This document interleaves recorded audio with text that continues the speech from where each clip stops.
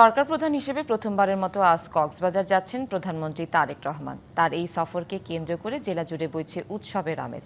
গ্রহণ করা হয়েছে নিশ্ছিদ্র নিরাপত্তা ব্যবস্থা।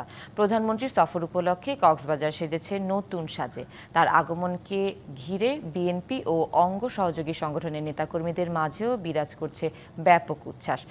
সফরসূচি অনুযায়ী প্রধানমন্ত্রী তারেক রহমান সকাল 10টায় কক্সবাজার বিমানবন্দরে পৌঁছাবেন। সেখান থেকে সরাসরি সদর উপজেলার PM খালি ইউনিয়নের পাতিলি খাল পুনঃখনন কাজের উদ্বোধন করবেন। পরে তিনি ডুলাহাজরা সাফারি পার্ক পরিদর্শন করবেন এবং মালুমঘাট সংরক্ষিত বনে বৃক্ষরোপণের মাধ্যমে দেশব্যাপী 25 কোটি বৃক্ষরোপণ কর্মসূচির উদ্বোধন করবেন। এছাড়া গণ অভ্যুত্থানের মোহাম্মদ ওয়াসিমের কবর জিয়ারত এবং তার পরিবারের সদস্যদের সঙ্গে সাক্ষাৎ করবেন। বিকেলে চকরিয়া পৌর বাস টার্মিনালে আয়োজিত রাজনৈতিক জনসভায় অংশ নেবেন প্রধানমন্ত্রী। এর আগে নবগঠিত পেকুয়া পৌরসভা ও মাতামুহুরী উপজেলার ভিত্তিপ্রস্তর স্থাপন করবেন। রাতে কক্সবাজার শহরের লং বিচ হোটেলের অডিটোরিয়ামে সুধী সমাবেশে যোগ দেবেন।